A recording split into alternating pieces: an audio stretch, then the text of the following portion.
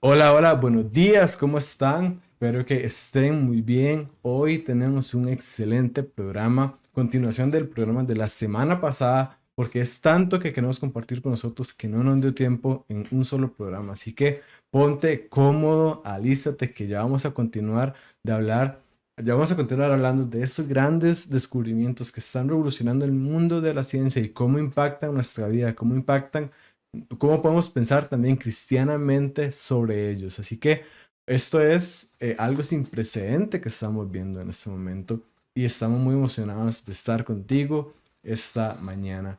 Así que es también un gran honor presentar al doctor Juan Valdés, el creador de los programas de Piénsalo Bien. ¿Cómo estás, doctor Juan? Súper, súper contento de seguir este tema. Ahora, recuerda lo que vimos la semana pasada. Recuerda que eh, Daniel profetiza, inspirado por el Espíritu Santo, que en los últimos tiempos la ciencia se aumentaría. Y eso ya lo comenzamos a ver en el programa anterior. Cómo la ciencia se está aumentando a una velocidad extraordinaria. Y también recuerda que cuando hablamos de lo que fue los descubrimientos del telescopio Webb, hablamos de que los cielos cuentan la gloria de Dios. Ten presente eso. Todo el mundo creado, todo el mundo natural lleva la huella de su creador, la huella, la firma de su diseñador. Así que gocémonos hoy viendo más avances y descubrimientos en el mundo de la ciencia que todos señalan hacia arriba. Así es, hablábamos también de cómo el salmista decía justamente que todos los cielos cuentan la gloria de Dios y cómo él no tenía la menor idea de lo que estaba pasando realmente en el universo, en las estrellas. Y hoy no es que tenemos tampoco la idea completa, porque eso es parte de lo que hemos hablado, pero tenemos un poquito más de idea y esto es algo realmente impresionante. Así que, Juan, vamos a continuar. Ya hablamos de astronomía, ya hablamos de física.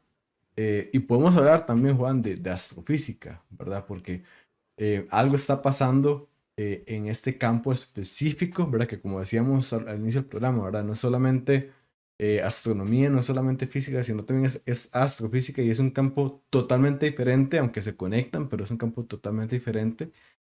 Y aquí nace o aparece, ¿verdad? Esta materia oscura, ¿verdad? Que causa mucha intriga y tiene un nombre muy peculiar. Entonces, ¿qué nos puedes decir de esto y qué descubrimientos podemos ver en esta área? Diego, para mí esta es una de las áreas más importantes donde está ocurriendo una revolución, porque la materia oscura, dark matter, se está usando en muchos modelos para tratar de contrarrestar lo que la palabra de Dios dice. Inclusive, cuando Lawrence Krauss escribe su libro, Un universo de la nada, él lo escribe fundamentando su teoría en que la materia oscura explica los orígenes del universo sin necesidad de Dios. Y es esa materia oscura la que Hawking conecta con la gravedad para decir que el universo puede crearse espontáneamente de la nada.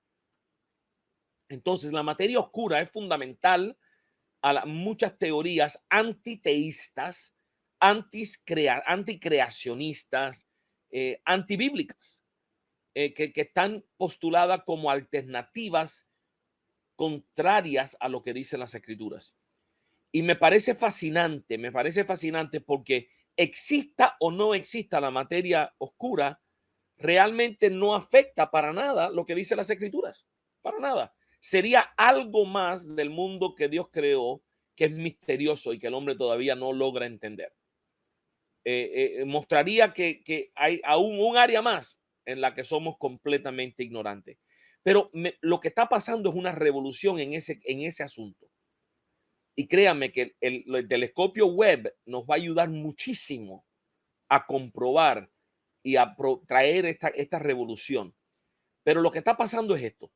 Y sin, de nuevo, yo no soy astrofísico tampoco, pero en términos que todos podemos entender, la ciencia, los modelos de la ciencia basado en la física de Newton y las leyes planetarias que de Kepler, nosotros podemos predecir el movimiento de los planetas. Y lo podemos hacer con bastante regularidad. Pero en los años 70 empezamos a darnos cuenta, en los 1970, que había un fenómeno, un misterio, que las leyes de la física de Newton para moción planetaria no aplicaban cuando estábamos tratando con galaxias en forma de disco. Las galaxias en forma de disco, parecían contradecir las leyes de la física de Newton en cuanto al movimiento de los planetas. ¿Por qué?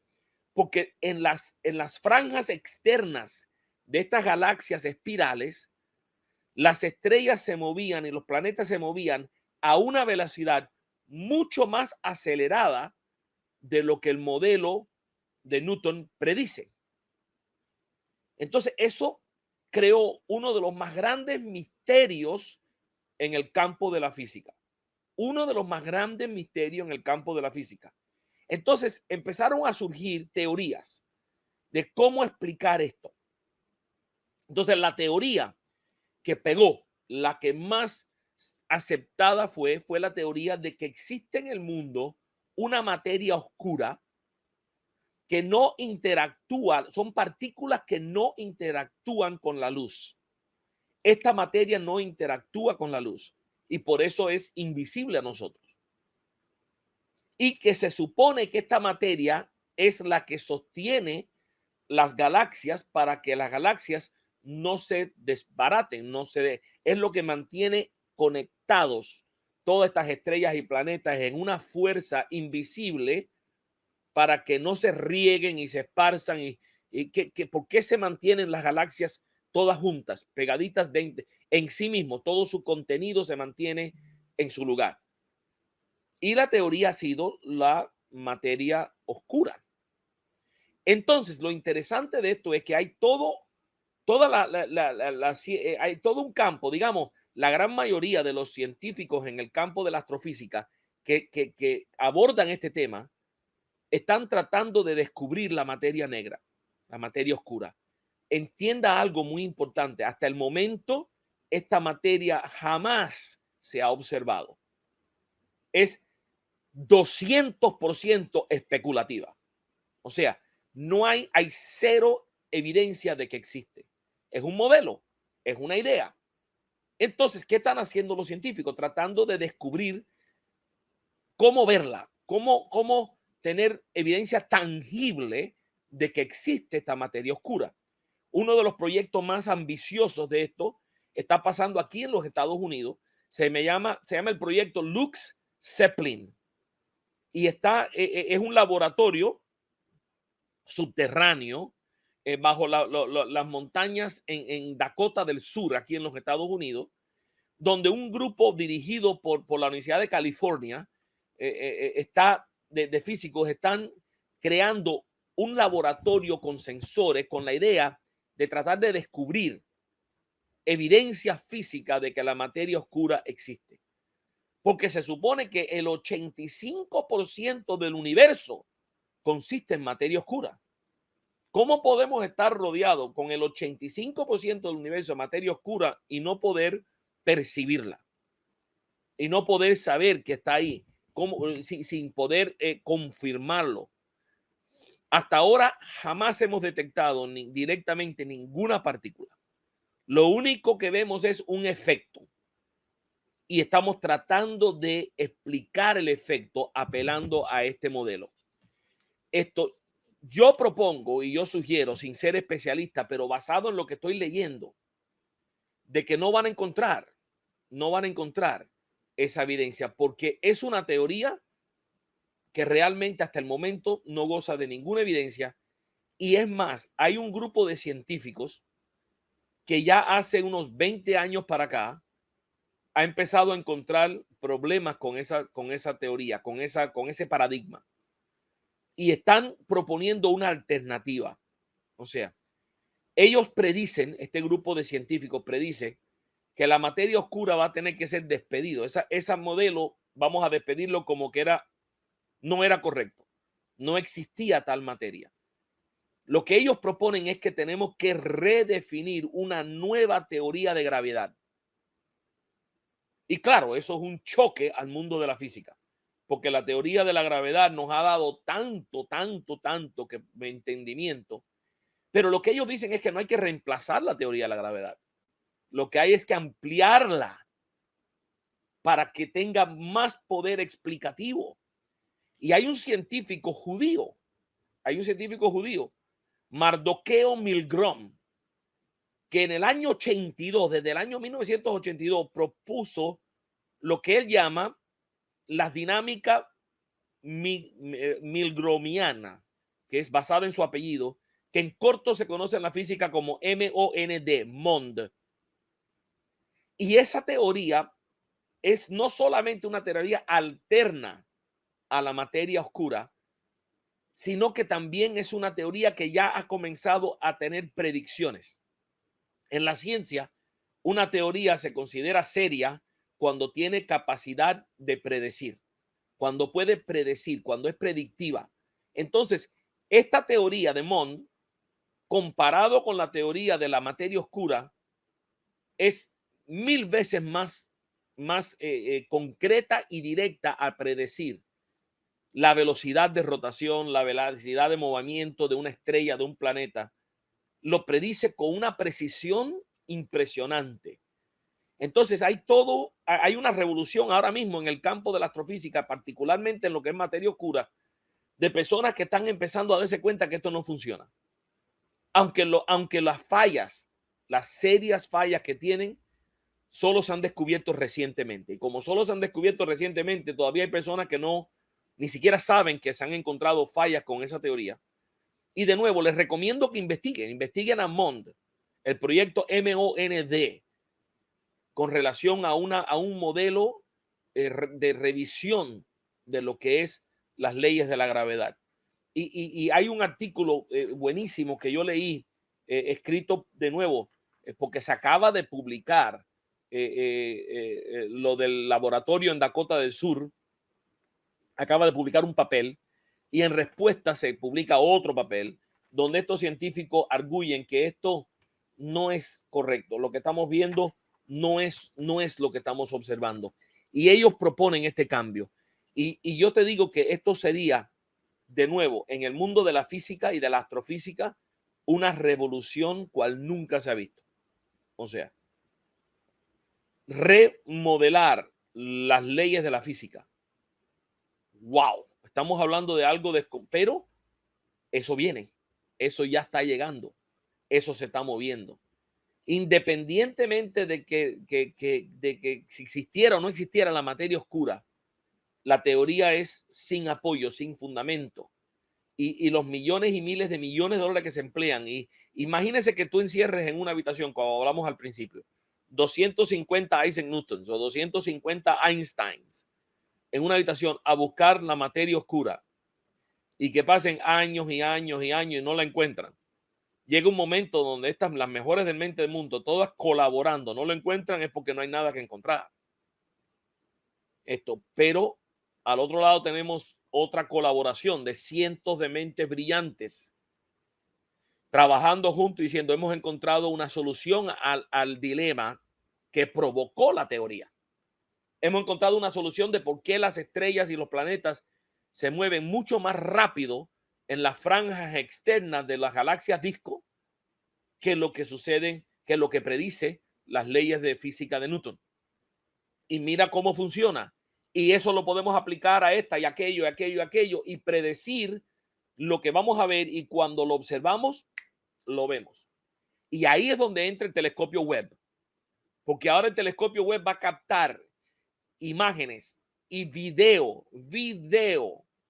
de lo que está pasando en estas galaxias lejanas, circulares, en forma de disco, y va a captar las velocidades a ver si esas velocidades que se están captando corresponden con las predicciones de Mond.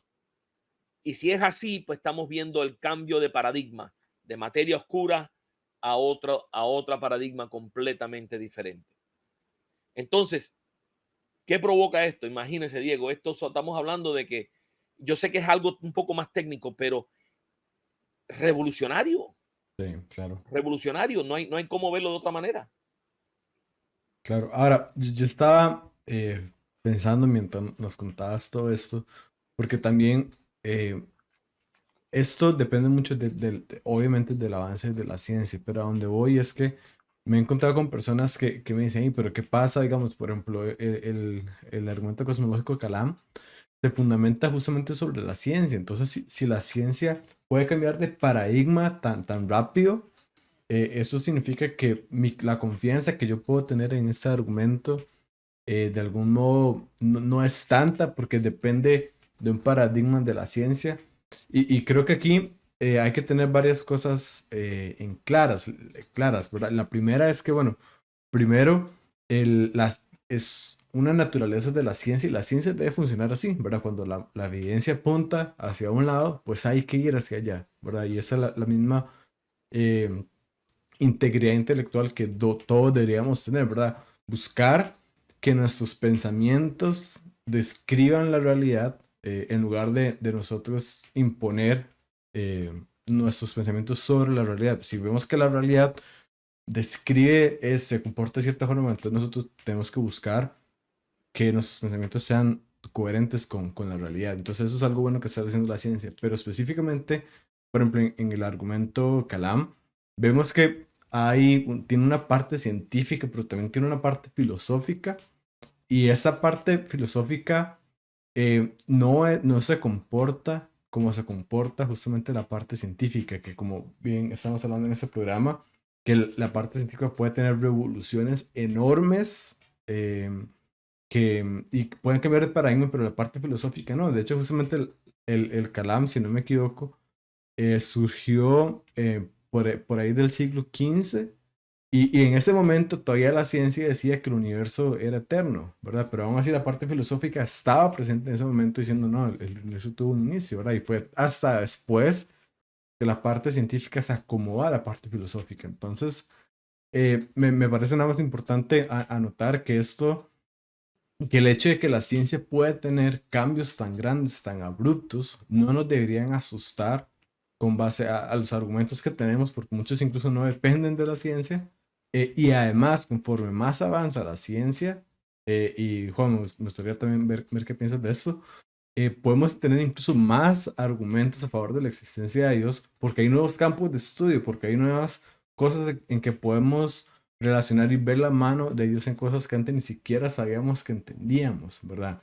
Y hay argumentos, bueno, nosotros hablamos mucho del, del Calam, ¿verdad? Del moral y del ajuste fino, pero hay argumentos a favor de la existencia de Dios que dependen, que para poder siquiera entenderlos hay que tener un conocimiento muy especializado en áreas muy específicas, porque justamente surgen cuando la ciencia avanza y abarca estos nuevos campos de estudio que antes no se tenían.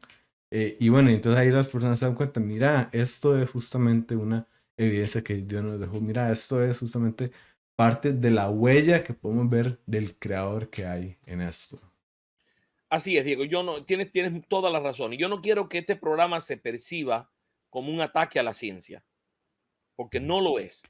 La ciencia es, mire, ¿qué cosa es la ciencia? Si vamos al grano, a lo fundamental, la ciencia es el estudio del mundo que Dios ha creado. Eso es lo que la ciencia es.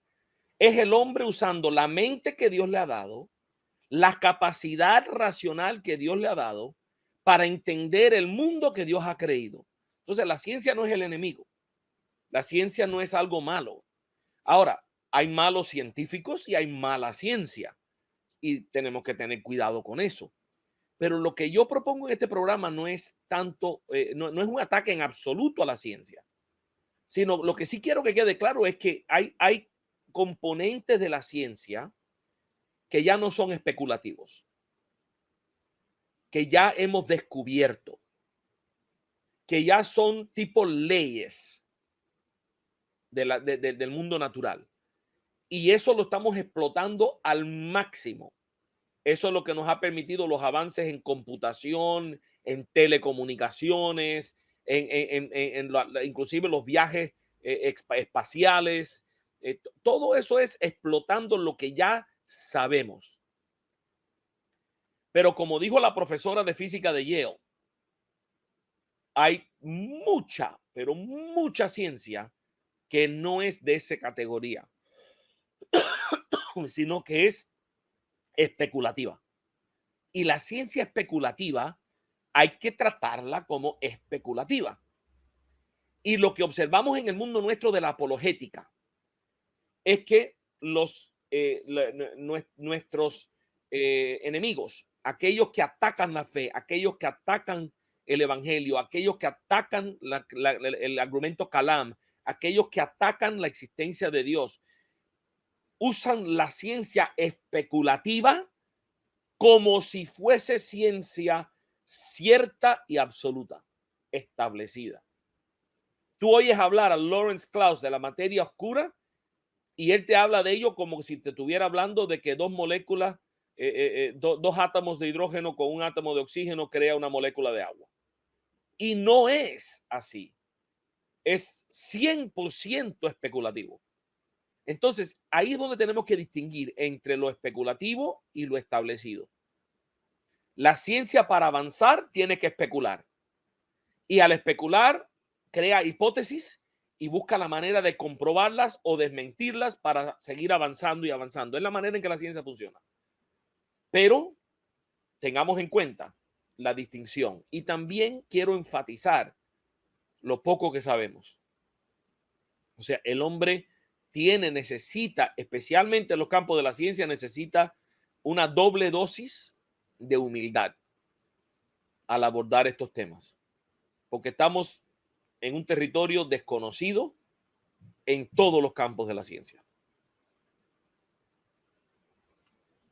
Y es así es. Y bueno, nos queda un campo para hablar y es el campo de la genética y biología molecular, ¿verdad? Porque hay, nuevamente, este no es un campo que se queda quieto tampoco y hay nuevos descubrimientos, nuevas cosas que están pasando.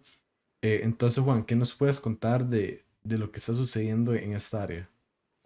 De nuevo, esa es un área que está viendo una revolución impresionante y surge, Diego, desde que pudimos hacer un mapa. Bueno, empieza con el descubrimiento del ADN. Después que se descubre el ADN, empiezan toda una colaboración de científicos a tratar de entender el ADN, a tratar de desempacarlo.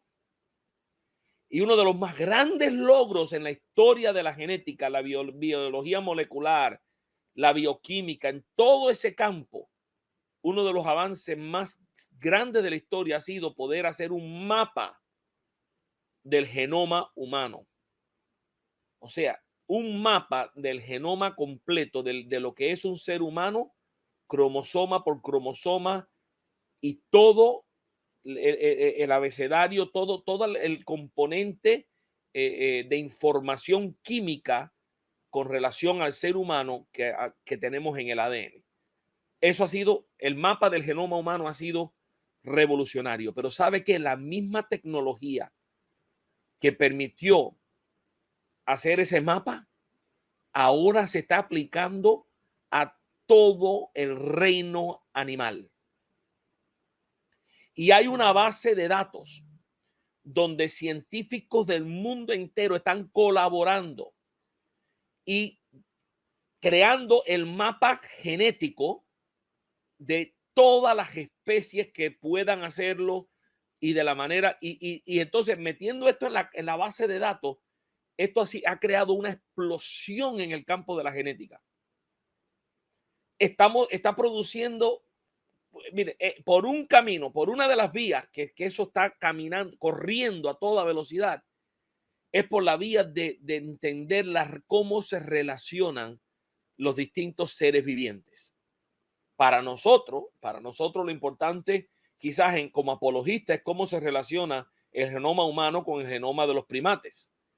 Pero en el mundo de la genética es cómo se relaciona todo. Y lo que están descubriendo con esta base de datos ahora de todos estos genomas es que lo que es el concepto de un árbol de la vida ya ha sido reemplazado. Ese fue el paradigma, ese fue el modelo de las ciencias biológicas desde Darwin hasta hace 10 años atrás. o 5 años atrás. El modelo era el árbol de la vida. De la vida más simple se va diversificando y creando las ramas y se va expandiendo un árbol. Todo está relacionado. Pero ahora lo que estamos haciendo, imagínense ese árbol. Ahora estamos identificando distintos puntos del árbol y sabemos la composición genética. Y si esa composición genética desciende de lo que viene antes en el árbol, veríamos un patrón de copias, heredad genética, pero lo que estamos viendo no es eso. Lo que estamos, cada vez que metemos el genoma, el mapa del genoma de una nueva especie en la base de datos, encontramos que contiene información genética sin precedente. Sin precedente. Entonces, no hay conexión de árbol. No existe. Entonces, eso ha causado una revolución en el mundo de la genética. Porque esa información sin un historial de heredad habla de información puesta de nuevo en una criatura, habla de que algo ha sido creado específicamente y que no es el producto de un proceso evolutivo. Entonces, de nuevo, al hablar de evolución estoy hablando de macro, no micro. Cambios ocurren dentro de las especies, pero no podemos asociar algo que era otra categoría con esta categoría porque no está la línea de heredad que esperábamos ver ahí. Y estamos, mira, apenas estamos empezando a sacar estos mapas. Quedan miles o millones de animales que todavía no hemos podido hacer el mapa de su genoma. Ese campo está abierto y corriendo a todo lo que da. Porque es como que le quitamos el tapón. Cuando descubrimos el genoma humano y lo pudimos hacer el primer mapa, quitamos el tapón y ahora es un avalanche de mapas que se están empezando a hacer usando la misma tecnología, Diego. Entonces, esa es una vía por la que va. Otra vía es la vía del proyecto ENCODE, que ese proyecto ha revolucionado de nuevo lo que sabemos de la genética. Porque hasta ahora el paradigma de Darwin hasta acá era que en el mundo de la genética, en el mundo del ADN, el 2% codifica para proteínas y el resto es basura. El resto es basura. Y ese término lo usaban los biólogos moleculares. Basura que iba quedando acumulada de todo el historial evolutivo de mutaciones que no rindieron un funcionamiento y por lo tanto no se utilizaron, pero quedaron ahí como copias y rastros, y toda esa basura que va quedando del proceso evolutivo es lo que tenemos en el ADN, el resto del ADN. Pero el proyecto ENCODE ha tomado y ha desempacado y ha experimentado. Y de nuevo, ¿qué es lo que ha producido la revolución? Una colaboración de unos 400 Einsteins conectados, especialistas, enfocados en un solo problema. ¿Qué función tiene este segmento del ADN? ¿Qué función tiene este segmento? Y creando experimentos para ver si realmente tiene una función. Y en los últimos 10 años, más o menos, han descubierto que lo que se consideraba basura, ya se sabe que el 80%, más del 80% del ADN, ya sabemos para qué funciona. El mismo Francis Collins, que en su primer libro, El lenguaje de Dios, habla del ADN basura, recientemente se ha retractado y ha confesado que fue un error considerar eso basura, porque simplemente porque no sabíamos cuál era la función, le llamamos basura. Pero hoy ya estamos entendiendo lo que es. Y lo que falta, el 20%, el 18% que falta por saber para qué funciona, ya se están elaborando los experimentos, ya se están llevando a cabo. Entonces vamos a descubrir que el 100% del ADN es funcional. Y de nuevo, Diego, todos estos descubrimientos, todos los descubrimientos del telescopio Webb, lo que está sucediendo en el Hadron Collider en las Alpes suizas, lo que está aconteciendo en Dakota del Sur, lo que está aconteciendo en el mundo de la genética. Todo, cada descubrimiento lo que señala y demuestra es diseño. Todos hablan de un Dios creador, porque no solamente los cielos cuentan la gloria de Dios, todo el mundo natural creado por Dios cuenta su gloria. Todo tiene las huellas del creador. Todo señala y apunta hacia un solo lugar. Entonces, cada vez que se descubre una partícula exótica que nunca se había descubierto, ¿qué se descubre? Algo altamente organizado, sofisticado, complejo, con una complejidad especificada. O sea, indudablemente que el que diseñó esto, o sea, no, todavía no hemos llegado ni cerca de entender toda la creación de Dios. Pero la Sí, ciencia sí está avanzando, y, como predijo Daniel, en todos los campos. y eso no va a ser pronto, ¿verdad? Que podamos llegar a ese tal conocimiento, porque antes se pensaba, ¿verdad? De que cuando pudiéramos avanzar, cuando lleguemos a ese descubrimiento, vamos a poder cumplir todo lo que queremos saber, pero ahorita conforme más descubrimos, más nos damos cuenta que no sabemos, que hay cosas que queremos conocer, que hay cosas que queremos saber, y pues simplemente lo que queda es seguir investigando, seguir estudiando, seguir produciendo conocimiento y teorías y probarlas y básicamente hacer ciencia. Así es, así es. Diego, en los próximos 20 años, yo predigo que en los próximos 20 años vamos a ver, si Cristo nos regresa antes, vamos a ver cambios tan radicales Sí, en todos los campos de la ciencia, que el mundo literalmente va a cambiar. Porque cada vez que descubrimos algo y empezamos a entenderlo, podemos explotarlo, podemos utilizarlo, podemos implementarlo. Cada vez que lo que hemos estado descubriendo en la física cuántica, y eso ni lo hemos tocado, lo que estamos descubriendo en la física cuántica nos ha permitido ahora aplicarlo a computación cuántica. Y la computación cuántica es otra categoría. El futuro serán computadoras cuánticas las que todos cargaremos, y esas computadoras harán que las que tenemos ahora parezcan dinosaurios. O sea, todo está cambiando a una velocidad tan rápido que las palabras de Daniel realmente me resuenan en la mente. Me resuenan en la mente. Para mí es una de las señales más obvias de que estamos llegando al final de lo que es los tiempos proféticos de la palabra de Dios.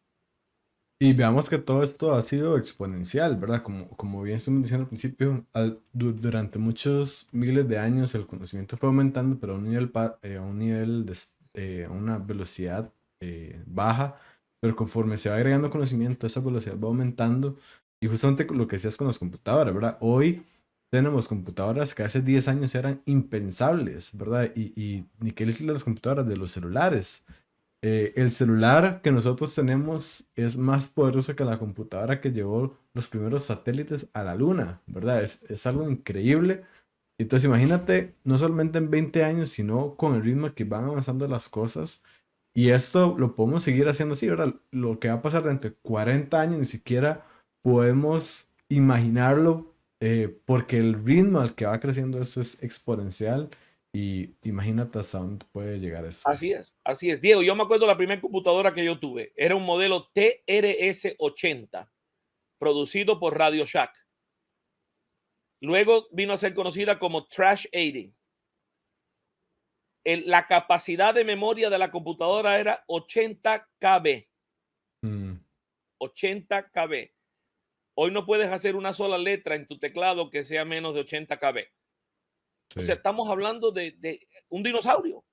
Pero para nosotros esa computadora era lo máximo. $7,000 pagamos por esa computadora cuando salió. O sea, estamos hablando de la ciencia avanza, y de eso no hace tanto tiempo. Y como tú dices ahora, hay más inteligencia en el teléfono que tenemos en la mano ahora que las computadoras que mandaron el primer cohete a la luna. O sea, estamos hablando de increíbles avances. Sí.